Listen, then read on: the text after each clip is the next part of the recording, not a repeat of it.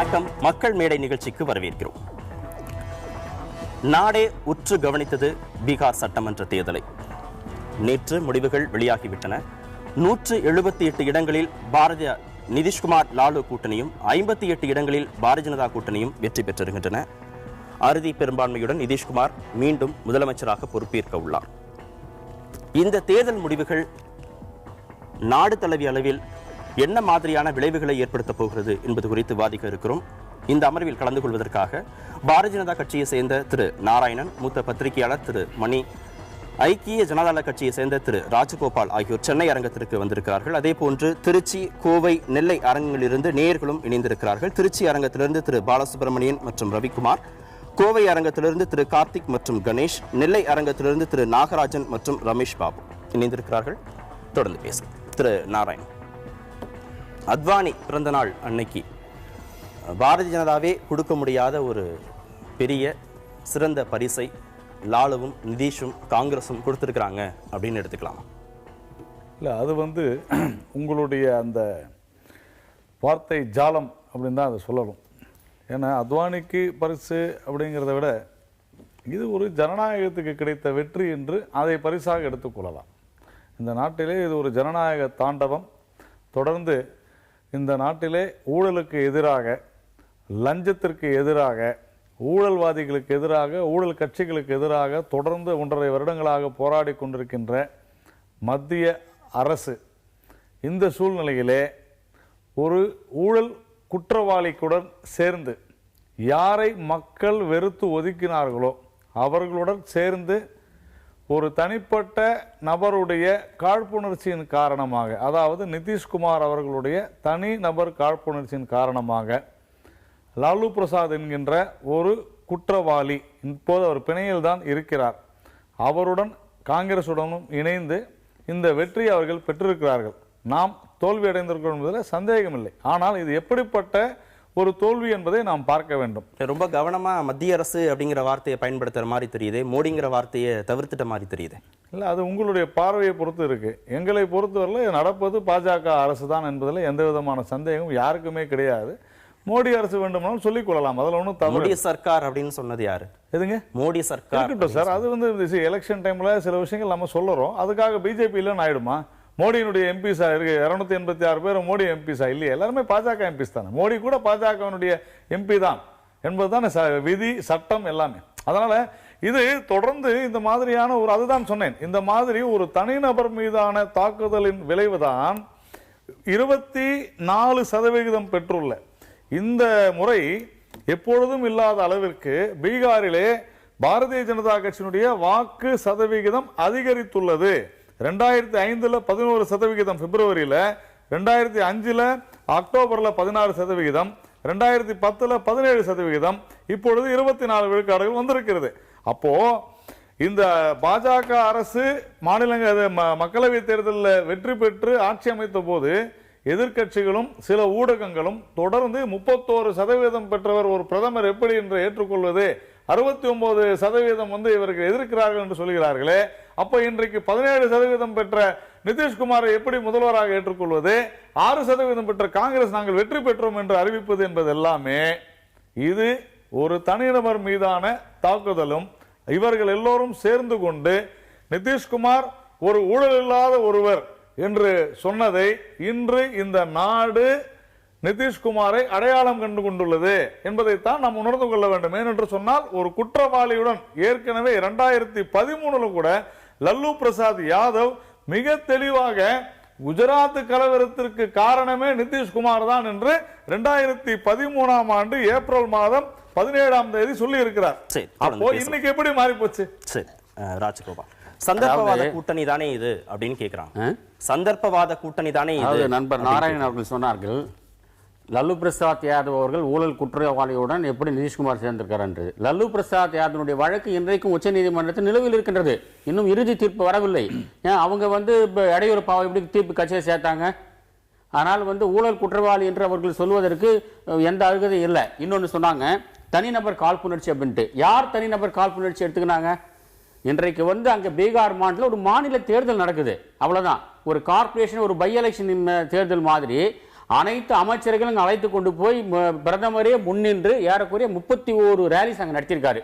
அத்தனை நாட்கள் வந்து ஒரு மாநிலத்தில் செலவிட்டு இந்த தேர்தலை வந்து அவர் முன்னின்று நடத்தி இன்றைக்கு வந்து நிதிஷ்குமார் எப்படியாவது அங்கே தோல்வி தோற்கடிக்க வேண்டும் என்கின்ற ஒரு காழ்ப்புணர்ச்சியோடு தான் அவர் செயல்பட்டார். இல்ல எப்படி இருந்தாலும் நீங்க பிஜேபியை எதிர்ப்பதற்கு லாலுவோட கூட்டணி சேர வேண்டியதா இருக்கிறது, காங்கிரஸோட கூட்டணி சேர வேண்டியதா இருக்கிறது, ஒரு மகா கூட்டணியை வந்து கட்டமைக்க வேண்டியது இருந்துச்சு. நீங்க பிஜேபியை எதிர்ப்பதற்கு, அவர்களை தோற்கடிப்பதற்கு ஒரு பலம் வாய்ந்த ஒரு கூட்டணி அமைக்க வேண்டிய ஒரு கட்டாயத்துல தானே இருக்கு. அதற்கான சூழல் ஏன் வந்தது என்று சொன்னால் இன்றைக்கு இந்திய இறையாண்மைக்கு மிகப்பெரிய சவால் காத்துக் கொண்டிருக்கின்றது. இந்த இறையாண்மை இன்றைக்கு பாதிக்கப்பட்டு கொண்டிருக்கின்றது. இந்தியாவிலே பல மொழிகள், பல கலாச்சாரம் இருக்கிற ஒரு நாட்டிலே இன்றைக்கு வந்து பாரதிய ஜனதா கட்சி சேர்ந்த பாராளுமன்ற உறுப்பினர்கள், மத்திய அமைச்சர்கள் வந்து இன்றைக்கு வந்து சிறுபான்மை சமூகத்தின் மீது தாக்குதல் நடத்துவதற்காக பல்வேறு கருத்துக்களை வெளியிடுவதும், தாழ்த்தப்பட்ட மக்கள் மீது பல்வேறு கருத்துக்களை வெளியிடுவதும், இப்படியாக இன்றைக்கு இந்த இறையாண்மைக்கு வந்து மிகப்பெரிய சவாலாக இருக்கின்ற ஒரு சூழல். அதுக்காக யாரை மாற்றணும் அப்படின்னு நீங்க முயற்சி பண்ணீங்களோ, யாருடைய ஆட்சியில ஊழல் நடந்தது அப்படிங்கிற குற்றச்சாட்டை வச்சீங்களோ அவங்களோடய நீங்க கூட்டணி சேருவீங்களா? அப்போ யாருடைய ஆட்சியில ஊழல் என்றது, அந்த ஊழல் என்றது நான் முன்னே சொன்ன மாதிரி இன்றைக்கு உச்ச நீதிமன்றத்தில் இன்னும் நிலுவையில் இருக்கின்றது வழக்கு. அது வழக்கு தனியா இருக்கு. குற்றச்சாட்டுகளை நீங்க வச்சீங்களா இல்லையா? யாருடைய ஆட்சியை மாத்தணும்னு சொன்னீங்களா இல்லையா? ஊழல் நடந்திருக்குன்னு சொன்னீங்களா இல்லையா? ஒவ்வொரு கால தீர்ப்பு வரட்டும், ஒவ்வொரு விதமான வந்து அரசியல் கட்சிகள் வந்து சூழ்நிலைக்கு ஏற்ற மாதிரி வந்து முடிவுகள் எடுக்கின்றோம். அதன்படி இன்றைக்கு இருக்கக்கூடிய சூழலில் இன்றைக்கு இந்த சமூக நீதி காக்கப்பட வேண்டும், இந்திய இறையாண்மை காக்கப்பட வேண்டும், மதவாத அரசியல் ஒழிக்கப்பட வேண்டும். இதையெல்லாம் சேர்த்துதான் இன்றைக்கு வந்து ராஷ்டிரிய ஜனதா தளம் சொல்றாரு. சந்தர்ப்பவாத அரசியல், சந்தர்ப்பவாத கூட்டணி அப்படிங்கிற இது ஒரு சந்தர்ப்பவாத கூட்டணியே இல்ல. இந்தியா சிதறுண்ட கூடாது, இந்தியா ஒரு நாடாக இருக்க வேண்டும். இந்திய நாட்டு மக்களுடைய நலன் கருதி, பிற்படுத்தப்பட்ட மக்கள் நலன் கருதி, தாழ்த்தப்பட்ட மக்கள் நலன் கருதி, சிறுபான்மை மக்கள் நலன் கருதி தான் இந்த கூட்டணி அமைந்ததை தவிர தனிப்பட்ட காழ்ப்புணர்ச்சிக்காக, நரேந்திர மோடிக்காக இந்த கூட்டணி அமையல. சரி, தொடர்ந்து பேசலாம். திருமணி, இது நிதிஷோட வெற்றியா இல்ல மோடியோட தோல்வியா? இது நல்ல கேள்வி. இது வந்து மோடியோட தோல்வி தான். இது எப்படின்னு கேட்டிங்கன்னா வந்து இவங்க வந்து இப்போ 2014 மக்களவைத் தேர்தல்களை எப்படி நடத்தினாங்க? இவங்க பிரசிடென்ஷியல் ஃபார்ம் மாதிரி நடந்தது, இங்கே குடியரசுத் தலைவர் தேர்தல் மாதிரி நடந்தது. அவங்களுடைய ஃபேமஸான ஸ்லோகன் மறந்துருக்க மாட்டாங்க யார், ஆப்கி பார் மோடி சர்க்கார் தான் சொன்னாங்க, பாஜக சர்க்கார்னு சொல்லலை. அவங்க தனி மனிதர்களை வந்து நீங்கள் வரம்புக்கு அதிகமாக தூக்கி வச்சிங்கன்னா என்ன நடக்குமோ அதான் இப்போ நடந்திருக்குது. நிதிஷ்குமாரோட வெற்றி என்பது என்னன்னு கேட்டிங்கன்னா வந்து ஆன்டி மோடி ஃபோர்ஸஸ் வந்து அங்கே சேர்ந்துருக்குது. ஆன்டி பிஜேபின்னு சொல்கிறத விட ஆன்டி மோடி ஃபோர்ஸஸ் தான் நம்ம சொல்லணும். ஏன்னா நிதிஷ்குமார் வந்து பிஜேபி ஜேடியு அலையன்ஸ்லேருந்து எப்போ வெளியில் வராருன்னா, மோடியை வந்து செப்டம்பர் 13, 2013 வந்து பிரைம் மினிஸ்டர் கேண்டிடேட்டாக இவங்க கோவாவில் அனௌன்ஸ் பண்ண பிறகு தான் வந்து ஃப்ரிக்ஷன் வந்து அவர் வெளியில் வரார். அதற்கு பிறகு மாஞ்சி வரார், அதற்கு பிறகு வந்து நிதிஷ்குமார் வருகிறார். ஆகவே இந்த வெற்றியை வந்து நம்ம எப்படி பார்க்கணும்னா, இது வந்து பாலிடிக்ஸ், பியூர் பாலிடிக்ஸ். இது வந்து இப்போ நண்பர் ராஜகோபால் சொல்கிற மாதிரியான பெரிய பெரிய வார்த்தைகள் எல்லாம் நான் சொல்ல விரும்பல. நான் இது என்னன்னா 2014 இவர்கள் தோற்ற பிறகு இமீடியட்டாக SOSவாங்க அது அனுப்புகிறாரு நம்முடைய நிதிஷ்குமார் லாலுவுக்கு, நம்ம 2 பேரும் ஒன்றா சேர்ந்தோன்னா தோக்கடிச்சிடலான்னு. ஆன்டி மோடி ஃபீலிங்கை வந்து இவங்களை ஒருங்கிணைத்திருக்குது. இந்த நிலைமைக்கு காரணம் என்னை பொறுத்தவரையில் நான் சொல்வேன். ஏன்னா நிதிஷ்குமார் வந்து வாஜ்பாய் ஆட்சி காலத்தில் 6 ஆண்டுகள் ரயில்வே அமைச்சராக இருந்தவர். வாஜ்பாய் இருக்கும் பொழுதும் அத்வானி இருக்கும் பொழுதும் அவருக்கு பிஜேபியுடன் இருந்த நெருக்கம் என்பது மோடியை பிரதமர் கேண்டிடேட்டாக அனௌன்ஸ் பண்ண பிறகு அவரால் அங்கே ஒர்க்கிங் ரிலேஷன்ஷிப்புக்கு முடியல. ஆகவே நிதிஷ்குமார் அவங்களோட நீண்ட நாள் ஒரு ஆலி, ஒரு கூட்டாளி வந்து அவங்கள விட்டு வெளியில் போய் லாலுவோட சேர்ந்துக்கிட்டு இன்னைக்கு இதெல்லாம் செய்கிறாருன்னா அதற்கு பிஜேபி தான் காரணம். ஆனால் அதை மோடியை பிரைம் மினிஸ்டர் கேண்டிடேட்டாக அனௌன்ஸ் பண்ணுறதுக்கு அவங்களுக்கு எல்லா உரிமையும் இருக்குது. அதை நம்ம கொஸ்டின் பண்ண முடியாது, மக்களும் அதை ஏற்றுக்கிட்டாங்க. இன்னைக்கு லாலு விஷயத்தை பற்றி நண்பர் சொன்னார், அது ரொம்ப முக்கியமான ஒரு விஷயம். லாலு பிரசாத் யாதவ் கீழமை நீதிமன்றத்தால் ஊழல் குற்றவாளி என்று 5 ஆண்டுகள் தண்டிக்கப்பட்டு உச்ச நீதிமன்றம் அவரை பிணையில் விடுவித்திருக்கிறது. அந்த வழக்கு உயர் நீதிமன்றத்தில் மேல்முறையீட்டில் இருக்கிறது, உச்ச நீதிமன்றத்தில் இல்லை. அவரால் 11 ஆண்டுகள் இனிமேல் கண்டெஸ்ட் பண்ண முடியாது. அந்த தேர்தல் முடிகிற அதில் விடுதலை ஆகலைன்னா. இன்னைக்கு இன்னொரு முக்கியமான விஷயம் என்னன்னா, லாலுவோட கட்சிக்கு 80 எம்எல்ஏக்களும் நிதிஷ்க்கு வந்து 71 எம்எல்ஏக்களும் இருக்கின்றன. வேற வழி இல்லாம இவங்க இதை சேர்ந்திருக்காங்க. இது இப்படியே 5 ஆண்டுகள் தொடருமான்னு தெரியாது. ஏன்னா கடந்த 10 ஆண்டுகளில் ஊழலற்ற ஆட்சியை கொடுத்த நிதிஷால் வரும் 5 ஆண்டுகளில் அப்படி கொடுக்க முடியுமா என்பது சந்தேகத்திற்குமான விஷயம். ஓகே, தொடர்ந்து பேசலாம். திருச்சி நேயர் பாலசுப்ரமணியம்.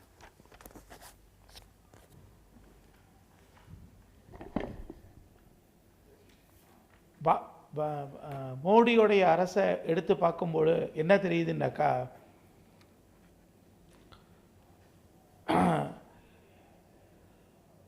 அந்த மத்திய அரசு அந்தந்த மாநிலங்களில் செய்ய வேண்டிய காரியங்களை அவங்க சரியான முறையில் அணுகியிருந்தாங்கன்னாக்கா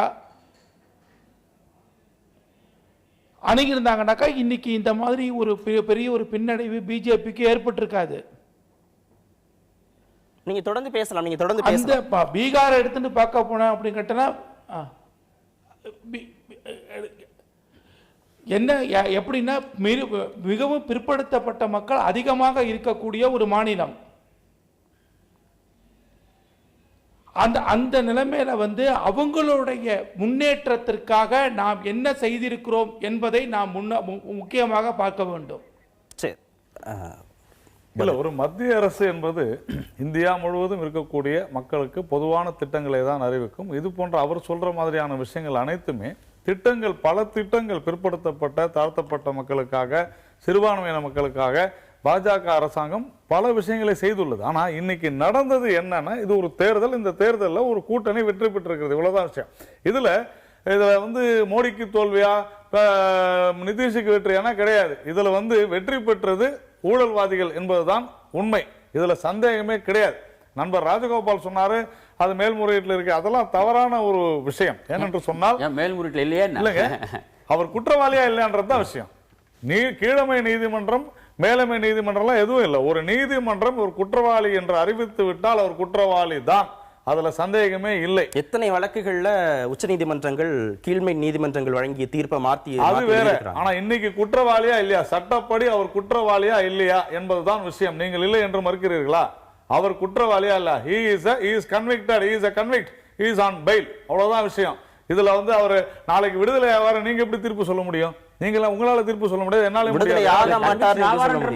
அது வேற. ஆனா இப்போ ஒரு சட்டத்தின் முன் அவர் குற்றவாளி தான், இதுல டிஸ்பியூட்டே கிடையாது கார்த்திகேயன், இது ஒரு டிபேட்டே கிடையாது. நான் என்ன கேட்கிறேன், நிதிஷ்குமாருக்கு கிளீன் இமேஜ் இருக்குதுன்னு சொன்னாக்க அவர் நான் ஒரு குற்றவாளியுடன் கூட்டணி வைக்க மாட்டேன் என்று சொல்லி இருக்க வேண்டும்.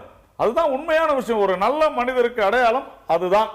நான் அவருடன் வைக்க மாட்டேன். அதாவது குற்றம் சாட்டப்பட்டவர்களுடன் வைக்கலாம். ஏனென்றால் அவர்கள் நம்ம இதுல சொல்றபடி 1000 குற்றவாளிகள் தண்டிக்கப்படலாம், ஒரு நிரபராதியோட தண்டிக்கப்படக்கூடாதுன்னு சொல்லுவாங்க. மணி, பாரதிய ஜனதா கடந்த காலங்களில் இது மாதிரி கீழ்மை நீதிமன்றங்கள் குற்றவாளின்னு சொன்னவங்களோட எல்லாம் கூட்டணி வச்சுக்கிட்டே கிடையாது, அது மாதிரியான ஒரு வரலாறே இருந்தது கிடையாது. இல்ல, இப்ப எடியூரப்பா கேஸ் அவர் என்ன மீன் பண்றாரு எனக்கு ஒரே ஒரு நிமிஷம். எடியூரப்பா எந்த நீதிமன்றங்களாலும் தண்டிக்கப்படாதவர்.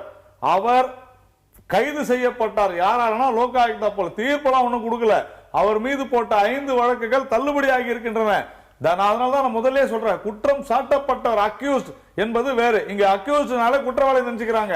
அக்யூஸ்ட்னா குற்றம் சாட்டப்பட்டவர், கன்விக்ட்னா குற்றவாளி. எடியூரப்பா எந்த நீதிமன்றத்தினால தண்டிக்கப்பட்டிருக்காரு?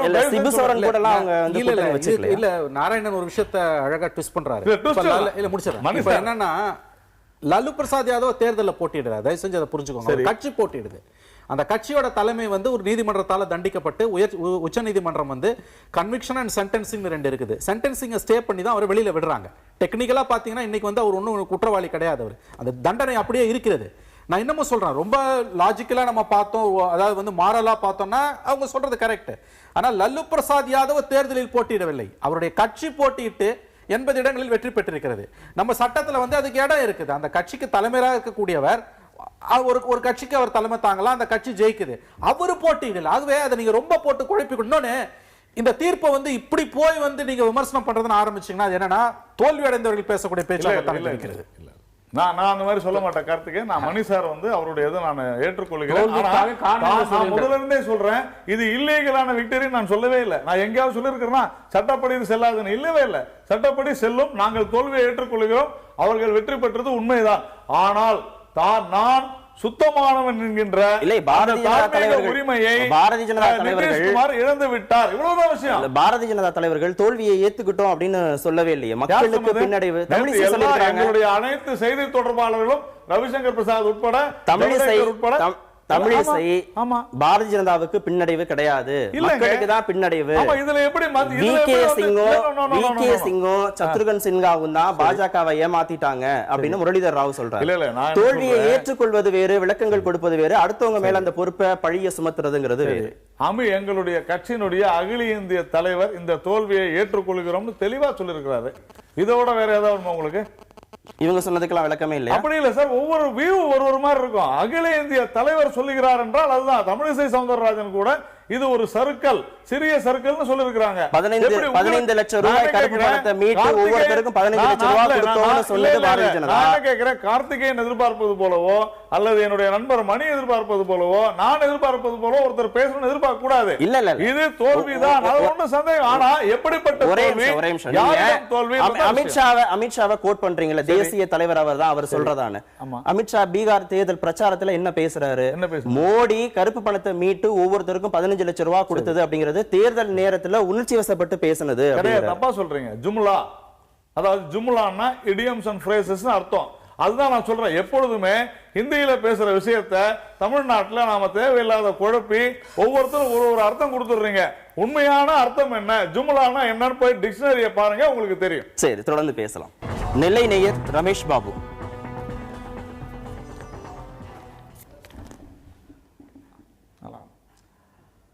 எதிரிக்கு எதிரி நண்பன் என்ற ராஜதந்திர சூத்திரத்தின் வெற்றிதான் இந்த தேர்தலில் வெற்றி என்று நாம் சொல்ல முடியும். பீகார் மக்களும் சேர்ந்துதான் பிஜேபி அரசு அமைந்துள்ளது. அதே மக்கள்தான் பிஜேபியின் பிரதம வேட்பாளர் எதிர்த்த நிதிஷ்குமாரையும் தேர்ந்தெடுத்திருக்கிறார்கள். ஆக எம்ஜிஆர் காலத்து மனநிலையான மாநிலத்துக்கு எம்ஜிஆர் என்றும் மத்திய அரசுக்கு இந்திரா காந்தி என்றும் தமிழக மக்கள் எடுத்த மனநிலையைத்தான் பீகார் மக்களுடைய மனநிலை பிரதிபலிப்பதாக தெரிகிறது. ஒரு மாநில தேர்தல் மத்திய அரசினுடைய நிர்வாகத்தை எப்படி தீர்மானிக்க முடியும்?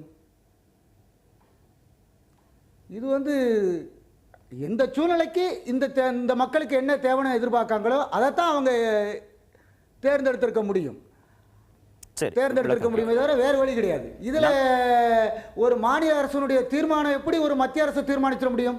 நண்பர் அவர்கள் ஒரு அருமையான ஒரு கேள்வியை கேட்டிருக்கிறார்கள். அதாவது மத்திய அரசாங்கத்தினுடைய 1.5 ஆண்டு கால செயல்பாடுகளை முன்னிறுத்தி தான் இன்றைக்கு மோடி 31 கூட்டங்கள் அங்கே பேசியிருக்கிறார். அனைத்து மத்திய அமைச்சர்களும் அங்கே சென்று பிரச்சாரம் செய்திருக்கிறார்கள்.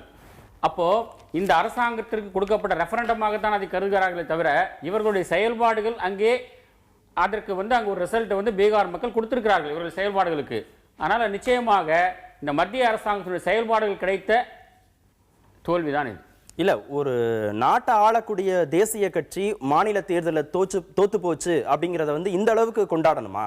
அந்த அளவுக்கு அது பெரிய தோல்வியாக பார்க்கப்பட வேண்டுமா? அதற்கு காரணம் என்னன்னா அவர்கள் செய்ததுதான்.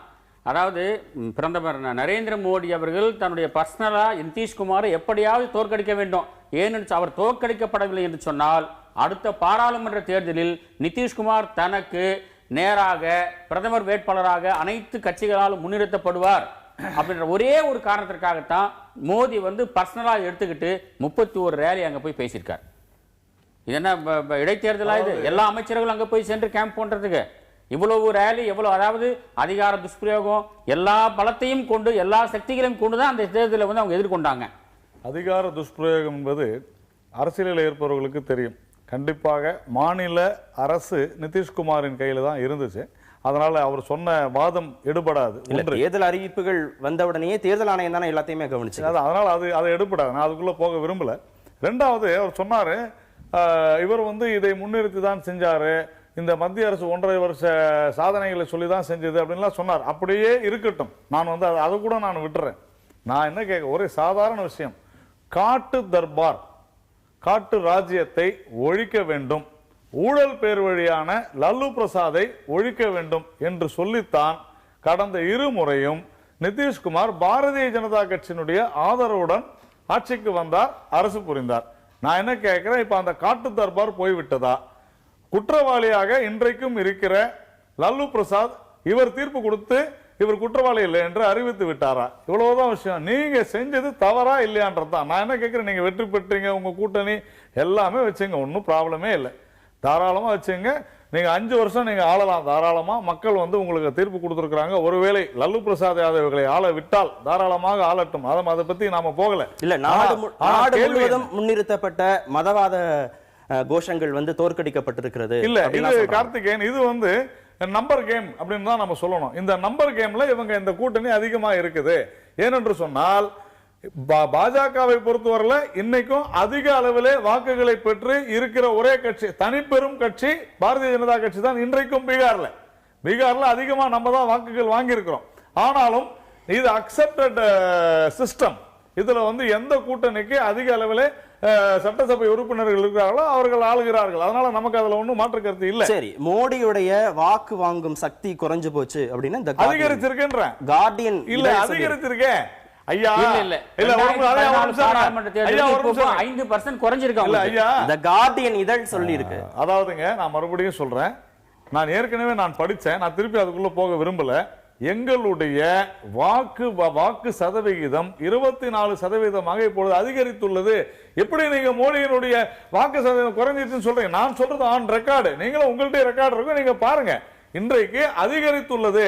ஆனால் ஒவ்வொரு கட்சியும் இணைந்து இவர் பாஜக வரக்கூடாது, மோடி வரக்கூடாது என்பதற்காக ஊழல்வாதிகள், குற்றவாளியும் ஊழல் புரிந்தவர்களும் யாரை எதிர்த்து நிதிஷ் இதுவரை அரசியல் செய்தாரோ அவர்களுடன் சேர்ந்து இன்றைக்கு அவருடைய இமேஜை உடைத்துக் கொண்டு அரசியல் அதிகாரத்திற்காக மட்டும் இந்த கூட்டணி அமைத்திருக்கிறார் என்பதுதான் நம்மளுடைய வாதம். திருமணி, இடஒதுக்கீடு பத்தியெல்லாம் பாரதிய ஜனதா அரசு சார்ந்த ஒரு கருத்துக்கள் முன்வைக்கப்பட்டது. மோகன் பகவத் வேறு ஒரு கருத்தை எல்லாம் முன் வச்சார். இந்த வாதங்கள் மக்கள் மத்தியில கடுமையான பாதிப்பை ஏற்படுத்தி இருக்கும் அப்படின்னு எடுத்துக்கலாம். நிச்சயமா அது ஒரு முக்கியமான ஒரு பாயிண்ட் நீங்க சொல்றது. ஏன்னா சுருக்கமா சொன்னா வந்து பகவத் அவர்கள் வந்து ரிசர்வேஷனை பத்தி எழுப்பின சில கொஸ்டின்ஸ் வந்து ரொம்ப தேர்தல் அரசியலில் ஈடுபட்டிருக்கக்கூடிய எந்த ஒரு கட்சியுமே அதை செய்ய தைரியமே வராது அவங்களுக்கு. பிஜேபி அதை செய்ய மாட்டாங்க, ஏன்னா அவங்க எலக்ட்ரல் பாலிடிக்ஸ்ல இருக்காங்க. ஆர்எஸ்எஸோட ஐடியாலஜி வேற. அவங்க அதை சொன்னது வந்து ட்ரையல் பலூன் வாங்க, அதாவது வந்து நீங்க விட்டு ஆழம் பார்க்கறது. அதுக்கு உடனே எதிர்வினை வந்தது. இந்த தேர்தலில் வந்து இந்த அளவுக்கு மோசமான தோல்விக்கு அதுவும் ஒரு காரணம், அது மட்டுமே காரணம். காம்பினேஷன் ஆஃப் ஃபேக்டர்ஸ் தான். இல்ல, கடந்த நாடாளுமன்ற தேர்தலை ஒப்பிடும்போது ஆர்எஸ்எஸ் ஓடையும் பாரதிய ஜனதா இணக்கமாக இருந்தாங்க, மக்களுக்கும் இணக்கமாக இருந்தாங்க. ஆனா இந்த தேர்தலை பொறுத்த வரைக்கும் ஆர்எஸ்எஸ் இருந்தும் விலகி இருக்கிறாங்க, மக்கள்கிட்ட இருந்து விலகி இருக்கிறாங்க. இந்த சூழல்ல இந்த தோல்வி எப்படி பார்க்க? அதுதான் இது ஒரு முக்கியமான பாயிண்ட். இன்னும் வரும் நாட்கள் அது குறித்த கட்டுரைகள் நிறைய வர இருக்கின்றன. இந்த ஆர்எஸ்எஸ்க்கும் பிஜேபிக்குமான அந்த டிஸ்கனெக்ட் வந்து இந்த தேர்தலில் கொஞ்சம் அதிகமாக இருக்குது. அது ஒரு முக்கியமான விஷயம். ஒரே ஒரு உபரி தகவல், இந்த தேர்தலில் எந்த அளவுக்கு வந்து துஷ்பிரயோகம் பண்ணாங்க பிஜேபி, தரம் தாழ்ந்த விமர்சனங்கள் போச்சுன்னு கேட்டீங்கன்னா வந்து பிஜேபியோட 2 எலெக்ஷன் ஆட்ஸை வந்து எலெக்ஷன் கமிஷன் வந்து பேன் பண்ணாங்க. நல்லா ஞாபகம் வச்சுக்கோங்க. மத்தியில் ஆளக்கூடிய ஒரு கட்சியோட தேர்தல் விளம்பரங்களை தேர்தல் கமிஷன் பேன் பண்ணுச்சு. ஏன்னா அவை பச்சையாக வந்து மதவாதத்தை தூண்டுகின்றன. இந்த அளவுக்கு வந்து அவங்க போய் கீழே இறங்கினது காரணம் என்னன்னா, ஃபைட்டை வந்து மோடி வர்சஸ் நிதிஷ் அவங்க கொண்டு போனாங்க. அதை அவங்க செஞ்சிருக்கவே கூடாது. இன்னைக்கு பிசினஸ் ஸ்டாண்டர்ட்ல வந்து ஒரு கட்டுரை கூட நீங்க வந்து மோடியை ஓவரா எக்ஸ்போஸ் பண்ணிட்டீங்கன்றாங்க. அது தப்பு, நீங்க பண்ணிடக்கூடாது. இன்னொன்னு, எல்லா இடத்துலயும் நீங்க ஒரு ஆளை முன் நிறுத்தி முதலமைச்சராகவும் பிரதமராகவும் நீங்க தேர்தல் நிற்கும் பொழுது அங்க உங்களால வேட்பாளரையே சொல்ல முடியல. அதுவும் ஒரு காரணம். தொடர்ந்து பேசலாம். கோவை நேயர் கார்த்திக். ஐயா, திரும்ப பார்த்தீங்கன்னா இவங்க ஊழலை பற்றியே விவாதம் போயிட்டு இருக்குது. பாஜகவுடைய சித்தாந்தம் எப்படின்னு பார்த்தீங்கன்னா, இந்தியாவுடைய மதச்சார்பின்மையவே கேள்விக்குள்ளாக்குதுங்க ஐயா. ஊழலை விடாமே மதவாதம் வந்து மிக கொடுமையானதுங்க. மக்கள் வந்து நீங்கள் இன்றைக்கி தலித் மக்களை வந்து ஒரு மத்திய அமைச்சர் விபி சிங்கிறவர் வந்து சொன்ன பார்த்தீங்கன்னா, தலித் மக்கள் அனைவரும் வந்து பார்த்திங்கன்னா மாட்டுக்கறி சாப்பிட்றவங்களாம் வெளியே போங்கங்கிறாரு. நாயேன்னு ரொம்ப அசிங்கமாக பேசுகிறாருங்க. பாகிஸ்தானுக்கு பார்த்தீங்கன்னா பட்டாசு வெடிச்சு கொண்டாடுன்னு சொல்லி தேர்தல் பிரச்சாரத்தில் சொல்கிறாரு. ஐயா வந்து பார்த்தீங்கன்னா இன்றைக்கி தனிநபர் தாக்குதல் வந்து அதிகமாக இருக்குதுன்னு சொல்லி பீகார் எலெக்ஷனில் சொல்கிறாரு. இவங்க பாராளுமன்ற எலெக்ஷனை எதிர்கொள்ளுனதே பார்த்தீங்கன்னா மோடி என்கிற தனிநபரை மையப்படுத்தி தான் இவங்க எதிர்கொண்டாங்க. இன்றைக்கி வந்து இவங்க இந்துக்களுக்கு மட்டும் இது சிறுபான்மையினர்களுக்கும் தலித் மக்களும் மட்டும் எதிராக இல்லை, முழுக்க இந்திய தேசத்தில் இருக்கிற இந்துக்களுக்கு கூட எதிராக இருக்கிறாங்கிறது தான் இன்னைக்கு பீகார் மக்கள் வந்து திரும்ப ஒரு முறை நிரூபிச்சிருக்கிறாங்க. இவங்களுடைய ஒற்றை நோக்கம் என்னவா இருக்குன்னு கேட்டீங்கன்னா, மக்களவையில் பெரும்பான்மை கிடைச்சிருச்சு, மாநிலங்களவையில் பார்த்தீங்கன்னா பெரும்பான்மை வேணும் அப்படிங்கிற மாதிரியா தான் போயிட்டு இருக்காங்களே தவிர வளர்ச்சி இல்லை. சரி, விளக்கம். அதாவது நாயே என்று சொன்னார் அப்படின்லாம் ஒரு புரிதல் இல்லாதோ அல்லது வேண்டும் என்றோ இட்டுக்கட்டு கூறுவது தவறான விஷயம். நான் அதுக்கு ஆரம்பத்திலே விளக்க சொல்லிட்டேன். விகே சிங்கும் சத்ருகன் சின்ஹாவும் தான் பாரதிய ஜனதாவை ஏமாத்திட்டாங்கன்னு சொன்னது மாற்று கட்சியை சேர்ந்தவங்க இல்ல. இல்லங்க, நான் மாற்று கட்சியை சேர்ந்தவங்க இல்ல, முரளிதர் ராவ் உங்க கட்சியை சேர்ந்தவங்க. சரி, அந்த விளக்கத்தை நம்ம விட்டுருவோம். அந்த விளக்கத்தை கேட்கிறேன். இல்ல அப்படி இல்ல, நான் சொல்றது முரளிதர் ராவ் வந்து நான் ஏன் இவர் சொன்னார் அப்படின்னு சொன்னாரா? இல்ல, விகே எல்லா விளக்கத்தையும் சொல்ல முடியுமா? விகே சிங்கோ சத்ருகன் சிங்காவும் ஏமாத்திட்டாங்க அப்படின்னா அப்ப அதை புரிஞ்சுக்க வேண்டாம். இல்ல இல்ல இல்ல இல்ல இல்ல கார்த்திகேயன், இந்த இஷ்யூவே நீங்க ஒரு ஒன்லைன் வச்சுக்கிட்டு நீங்க வந்து அதை பூதாகரப்படுத்த கூடாது. அவர் நேர் வந்து இந்த தெளிவா அவர் என்ன சொல்றாருன்னா, நம்முடன் விவாதிப்பவர் நான் ஏன்னு சொன்னாங்க அப்படின்னு அந்த மாதிரி யாருமே சொல்லல.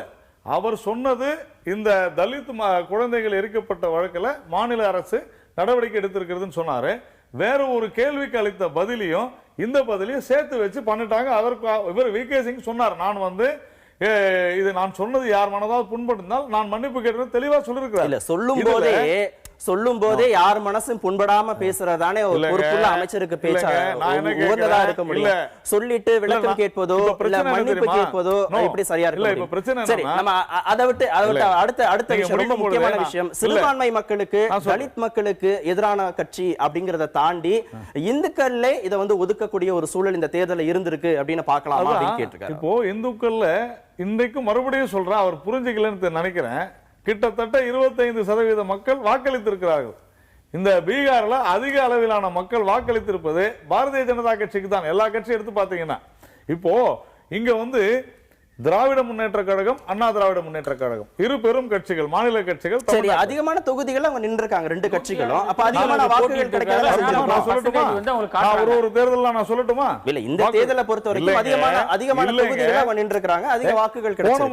போன முறை குறைவா இருந்தாங்க, குறைவா கிடைச்சது. இந்த முறை அதிகமானது, அதிகமா கிடைச்சது. நான் வரிசையா அவனா சொல்றேன், நான் ஐ வில் ப்ரூவ்.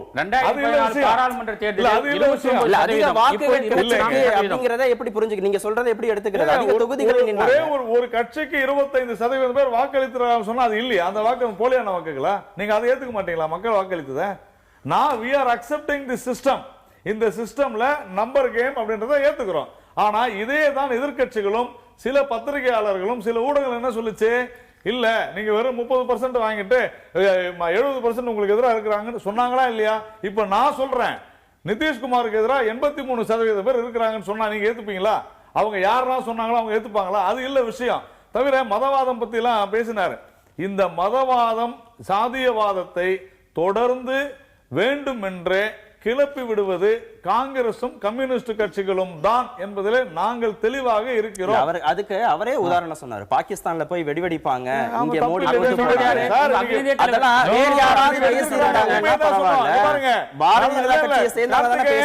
அவர் தேசிய தலைவர் அவர் சரியா தான் சொன்னாரு. இன்னைக்கு பாஜக அங்கே தோல்வியுற்றது என்கின்ற அந்த வாசகத்தை கேட்டவுடன் பாகிஸ்தான்ல பிஜேபி தோத்து போச்சு, நம்முடைய எதிரி நாடு வெடிக்கிறான் குண்டு.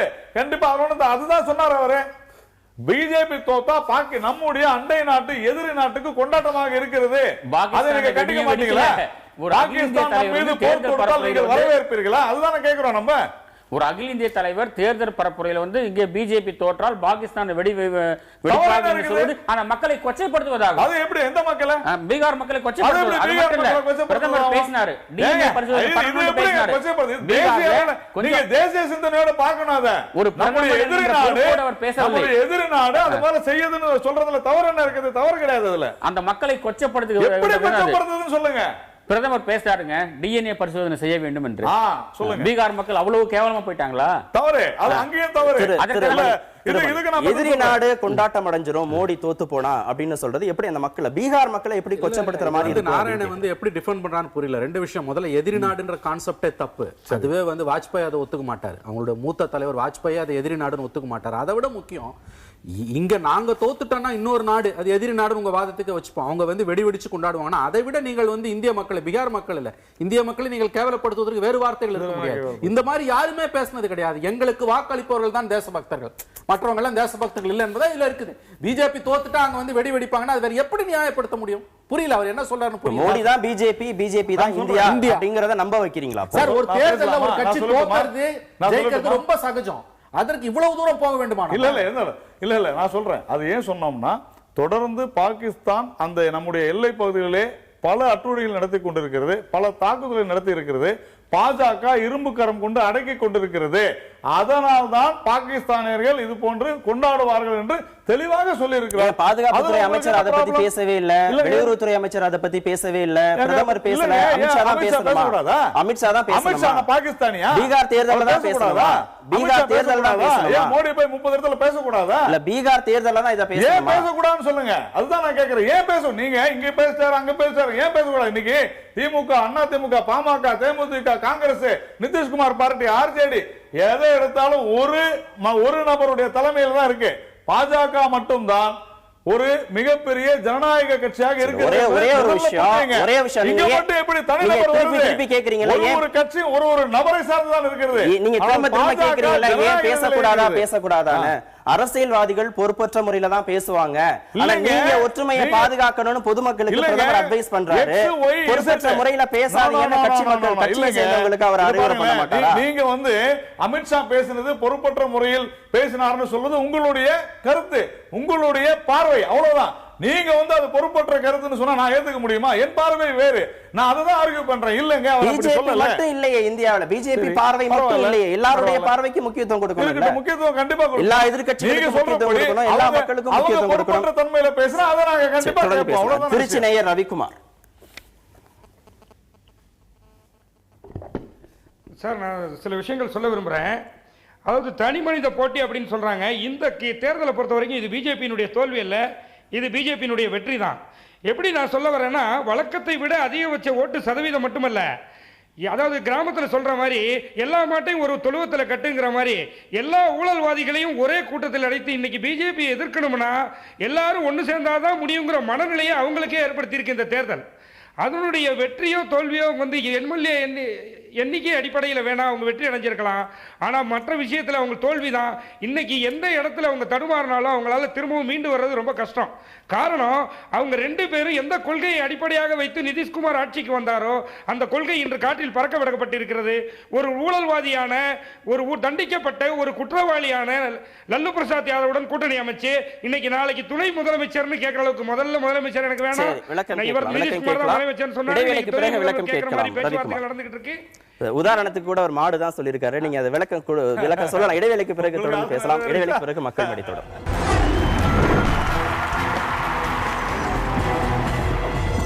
மக்கள் மேடை தொடர்கிறது. கோவை நேயர் கார்த்திக், நீங்க ரவிக்குமாரோடைய கேள்விக்கு பதில் சொல்லலாம்.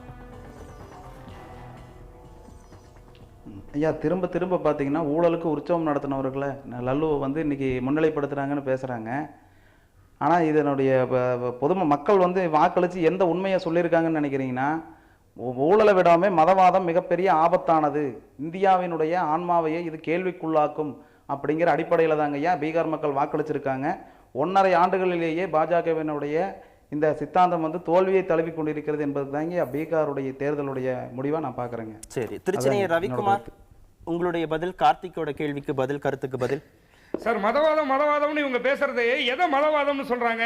அதாவது முஸ்லீம் லீக் கட்சியோ அல்லது மனிதநேய மக்கள் கட்சியோ கூட்டணியில் ஏத்துக்கிட்டா அது மதவாதம் இல்லைங்கிறதோ, பாரதிய ஜனதா கட்சி ஹிந்துக்கு ஆதரவாய் பேசுனா அது மதவாதம்னோ சொல்றாங்களா? எதை மதவாதம்னு சொல்றாங்க? எல்லா நேரத்திலையும் எந்த பாயிண்ட்டும் பேச முடியலன்னா கடைசியா பிஜேபி குற்றம் சாட்டக்கூடிய ஒரே பாயிண்ட் மதவாதம் மதவாதம் மதவாதம். எங்கே இருக்கு மதவாதம்? அதை சொல்லுங்க நீங்க முதல்ல. மதவாதத்துக்கு ஏதாவது ஒரு நல்ல சரியான சான்று சொல்லுங்க. ஒரு தோட்டத்துல 10 விதமான மலர்கள் இருக்கு, அதுல ஒரு மலர் அதிக கலரா தெரியுதுன்னா அதனுடைய பிரதிபலிப்பு தெரியுது. பிஜேபி மீது எந்த விதமான குற்றச்சாட்டும் சொல்ல முடியாத நிலையில மதவாதம் அப்படிங்கிற குற்றச்சாட்டை முன்வைக்கிறாங்க அப்படின்னு பேசுறாரு. இல்ல அப்படி சொல்ல முடியாது. அடிப்படையில் அவங்க மதவாதத்தை இன்னைக்கு பச்சையாகவே அவர்கள் இன்னைக்கு 1.5 ஆண்டு காலத்துல பரப்பிக்கிட்டு இருக்காங்க. அதுல மாற்று கருத்து இடமே கிடையாது. அது அவங்க தெரிஞ்சு செய்யறாங்களா, கட்சியோட தலைமையை மீறி செய்யறாங்களான்றது டிபேட்டபிள். மோடியால கண்ட்ரோல் பண்ண முடியலையா அல்லது மோடி வில்லிங்கா பண்றாருன்றது டிபேட்டபிள். நான் இன்னமும் பெனிஃபிட் ஆஃப் டவுட்டை மோடிக்கு தான் கொடுக்க விரும்புறேன். அவர் ஒபாமாவோட கை குலுக்கிட்டு இருக்கும்போது இங்க தாத்ரி சம்பவம் நடக்கிறது எந்த பிரதமரும் மோடி உட்பட விரும்ப மாட்டார்கள். அப்ப பிஜேபிக்குள்ள என்ன நடக்குதுன்றதா இன்னைக்கு கொஸ்டின். இந்த தேர்தல் கோயம்புத்தூர் நண்பர் சொன்னது மாதிரி திரும்ப திரும்ப ஒரு விஷயத்தை உறுதிப்படுத்துது. அதாவது ஊழலை விட நிச்சயமாக சத்தியமாக மதவாதம் ஆபத்தானது. எவ்வளவு வறுமையையும் இந்திய மக்கள் தாங்கிக் கொள்வார்கள், ஆனால் மதவாதத்தை அவர்கள் தாங்கிக் கொள்ள மாட்டார்கள் என்பதற்கு இந்த தேர்தல் ஒரு உதாரணம். அதனால மற்றவங்க எல்லாம் உத்தமர்கள் அப்படி சொல்லல. சென்ட்ரல் கவர்மெண்ட் செய்யக்கூடிய சில காரியங்கள் ஒரு சாமானியனை எந்த அளவுக்கு பாதிச்சிருக்குன்னா, லாலு பிரசாத் யாதவ் மாதிரி தண்டிக்கப்பட்ட ஒரு குற்றவாளியோட அவருடைய பாஷையிலேயே அந்த கட்சி கூட நாங்கள் 80 இடங்களை கொடுப்போம், உங்களுக்கு கொடுக்க மாட்டோம் என்றால் நீங்கள் சற்று ஆலோசித்து பார்க்க வேண்டும். திரு நாராயண், கருத்து கணிப்புகளில் கூட சில கருத்துக்கள் சொல்லப்பட்டது. மக்கள் வந்து ஒரு குழப்பமான மனநிலையில தான் ஓட்டு போட போனாங்க அப்படின்னு. ஆனால் இப்போ வாக்கு இன்னைக்கு முடிஞ்ச ரிசல்ட்டை பார்க்கிற போது அவர்கள் அதிகமாக நிதிஷ் லாலு கூட்டணிக்கு வாக்களிச்சிருக்கிறாங்க. அப்போ மக்கள் வந்து தெளிவாக முடிவெடுத்திருக்கிறாங்க. குழப்பமான மனநிலையில் இருந்தா கூட நடந்த சம்பவங்கள் மூலமாக மக்கள் தெளிவடைஞ்சு அதன் பிறகு ஒரு முடிவு எடுத்திருக்கிறாங்க அப்படின்னு பார்க்கலாமா? மக்கள் என்ன தெளிவடைஞ்சிட்டாங்கன்னு சொல்றீங்க? ஒரு புரிதல் இல்லாத வாக்களித்திருக்கிறார்கள் என்றுதான் சொல்கிறோம். ஏனென்று சொன்னால் மதவாதம் யார் செய்கிறார்கள் என்பதுதான் கேள்வி. இல்ல பாரதிய ஜனதாவுக்கு ஓட்டு போட்டு அதை ஜெயிக்க வச்சா மக்கள் தெளிவா சிந்திச்சுக்கிறாங்க அப்படின்னு பேசுறதும், எதிர்கட்சிகளுக்கு ஓட்டு போட்டு அவங்க ஜெயிக்கிற போது மக்கள் குழப்பமா முடிவெடுத்திருக்கிறாங்க, தெளிவே இல்லாம முடிவெடுத்திருக்கிறாங்கன்னு சொல்றதும் எப்படி சரியா இருக்கு? இப்போ கடந்த பாராளுமன்ற தேர்தல் முடிந்த பிறகு இந்த சிஸ்டமே வேஸ்ட், ப்ரொபோர்ஷனேட் சிஸ்டம் தான் கொண்டு வரணும்னு இந்த நான் தமிழகத்திலிருந்து கன்னியாகுமரியிலிருந்து ஜம்மு காஷ்மீர் வரைக்கும் பேசினாங்க. இப்போ ப்ரொபோர்ஷனல் சிஸ்டம் படி பதில் சொல்லிட்டீங்க, இருக்கிற சிஸ்டத்தை ஏத்துக்கிட்டீங்க, பதில் சொல்லிட்டீங்க, இருக்கிற சிஸ்டத்தை ஏத்துக்கிட்டாச்சு, அதுல என்ன நடந்ததுன்னு மட்டும் நம்ம பேசுவோம். அப்போ ரைட், பரவாயில்ல. அப்போ நான் என்ன சொல்றேன், இந்த விஷயத்தை பொறுத்தவரையில மதவாதத்தை யார் கிளப்புகிறார்கள்? நான் தெளிவாக சொல்வது, இந்த நாட்டிலே மதவாதத்தையும் ஜாதியவாதத்தையும் கிளப்பி அதன் மூலம் இந்த நாட்டை பிளவுபடுத்த முயற்சிப்பது காங்கிரஸ் மற்றும் கம்யூனிஸ்டுகள் தான் என்பதை மிக தெளிவாக சொல்கிறேன். சகிப்புத்தன்மை இல்லாது போய்விட்டது அவர்களுக்கு. நாங்கள் ஆள பிறந்தவர்கள் என்று இன்றைக்கும் காங்கிரசார் நினைத்துக் கொண்டிருக்கிறார்கள். கம்யூனிஸ்டுகளை பொறுத்தவரை காங்கிரசினுடைய நிலையிலே இத்தனை காலம் இருந்து கொண்டிருந்தார்கள். அதனால் பாரதிய ஜனதா கட்சி ஆட்சிக்கு வந்ததையும் பிரதமர் நரேந்திர தாமோதர தாஸ் மோடி பிரதமரானதையும் இவர்களால் சகித்துக் கொள்ள முடியாத காரணத்தினாலே அவர்கள் இந்த நாட்டிலே அதிகார துஷ்பிரயோகம் மற்றும் ஊழல் இதிலே திளைத்த காரணத்தினால் தொடர்ந்து அதை செய்ய வேண்டும் என்கின்ற காரணத்தினாலே ஒரு பத்ம வியூகத்தை பீகாரிலே அமைத்தார்கள். அதற்கு தாத்ரி சம்பவம், இந்த ஹரியானாவிலே தலித் குழந்தைகள் கொல்லப்பட்ட சம்பவத்தை கேட்டார்கள். நான் என்ன கேட்கிறேன், நம்முடைய அருமை நண்பர் மணி உட்பட தாத்ரியே சொல்றாரு, ஆனா மூடபிதிரில் நடந்த ஒரு கொலையை பத்தி பேச மாட்டேங்கிறாரு, ஆம்பூர்ல நடந்த கலவரத்தை பத்தி பேச மாட்டேங்கிறாங்களே.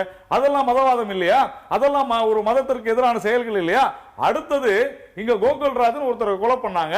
அந்த கோகுல்ராஜ் கொலையை ஏன் பிரதமர் கேட்கவில்லை என்று யாருமே கேட்கல. ஏன்னா இதை கேட்பவர்கள், இதை கேட்காதவர்கள் அத்தனை பேருமே இங்க ஆளக்கூடிய ஜெயலலிதா அவர்களுக்கு எதிராக இதை உபயோகிக்க வேண்டும் என்று நினைத்து அதை செய்து கொண்டிருக்கிறார்கள். கொலை என்பது தவறுதான், கண்டிக்கப்பட வேண்டியதுதான். கல்புர்கி கொலை செய்யப்பட்டார். கல்புர்கி கொலை செய்யப்பட்டதை முதலில் கண்டித்தது எடியூரப்பா தான். ஏன் சொல்ல வரேன்னா, தொடர்ந்து இது போன்ற போலி மதசார்பின்மை பேசுபவர்கள் தான் இந்த நாட்டை மத ரீதியாக பிளவுபடுத்திக் கொண்டிருக்கிறார்கள். நேரிட்ட போயிட்டு வந்துறேன், நீங்க இதுக்கு விளக்கம் சொல்லலாம். கோவை நேயர் கணேஷ். ஐயா, இப்பொழுது மனித உரிமை மீறலும் கூட கொலைக்கு ஈடானது தானே? இல்ல, உங்களோட கருத்தை கொஞ்சம் தெளிவா சொல்லுங்க ஐயா. மனித உரிமை மீறலும் கூட கொலைக்கு எதிரானது தானே? ஏன்னா கடந்த 2 மாதத்துல பாத்தீங்கன்னா வச்சுக்கோங்க, தொடர்ந்து பேசலாம். மாட்டு இறைச்சிக்கு அவசரம் எல்லாத்தையும் பாதிக்கப்பட்டிருக்காங்களே எல்லா மக்களும் அங்க. சரி, நீங்க தெளிவா யோசிச்சு அடுத்த வாய்ப்புல நீங்க தொடர்ந்து பேசலாம். நெல்லை நேயர் நாகராஜன். ஐயா, மோடியுடைய மாயஜால வித்தைக்கு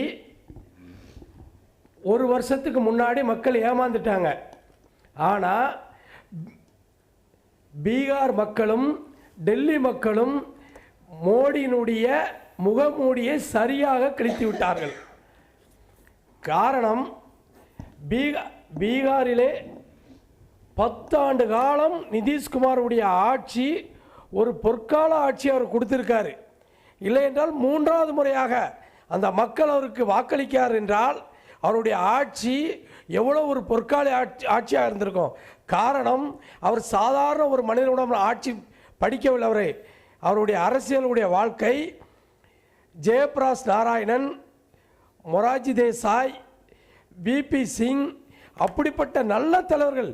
பாரதிய ஜனதாவில் கூட வாஜ்பாய் போன்ற அரசியல் தலைவர்களுடன் அரசியல் பயணத்தை மேற்கொண்டவர். அவர் சாதாரண ஒரு நல்ல தலைவர் இல்லை என்னால் அந்த மக்கள் தீர்ப்பளித்திருக்க மாட்டார்கள்.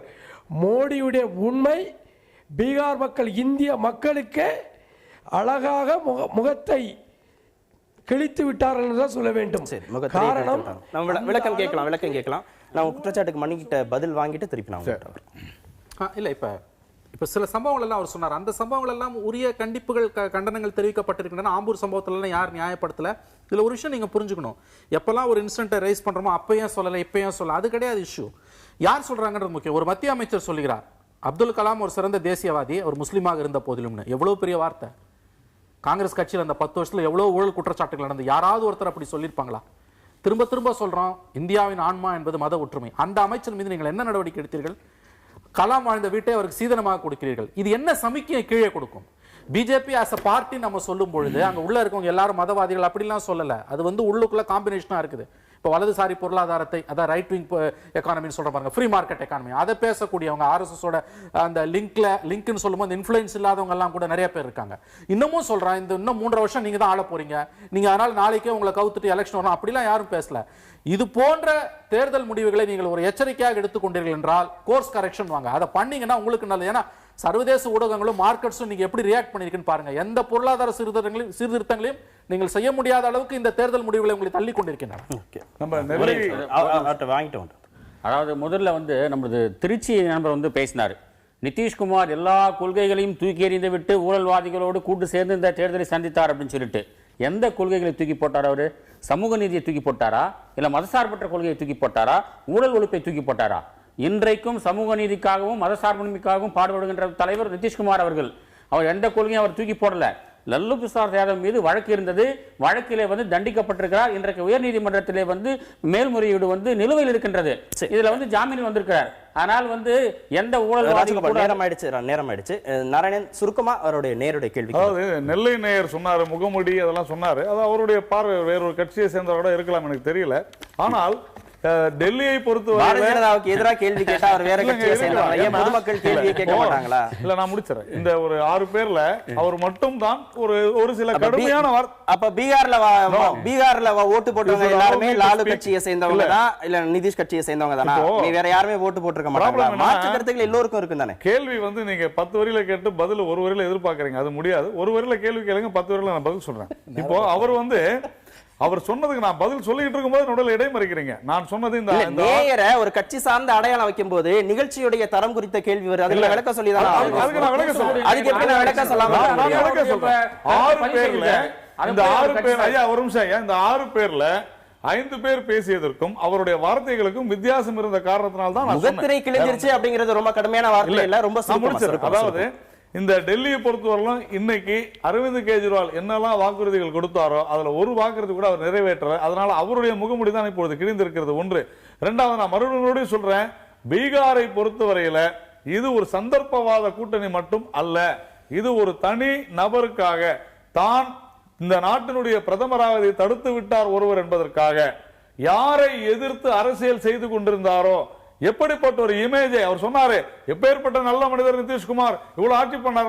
அவருடைய ஆட்சி காலம் முழுக்க பாரதிய ஜனதா கட்சியினுடைய ஒத்துழைப்பு இல்லாது அவர் ஆட்சி செய்யவில்லை. இப்பொழுது கூட இந்த இவர்களுடைய கட்சியை விட லல்லு பிரசாத் யாதவ் கட்சி அதிகமாக இருக்கிறது. மத்திய அரசுடைய ஒத்துழைப்பு அரங்கத்திற்கு உங்களுடைய கருத்துக்களை பதிவு செய்ததுக்கு மிக்க நன்றி. நேயர்களை மற்றும் நிகழ்ச்சியில் சந்திக்கலாம். நன்றி.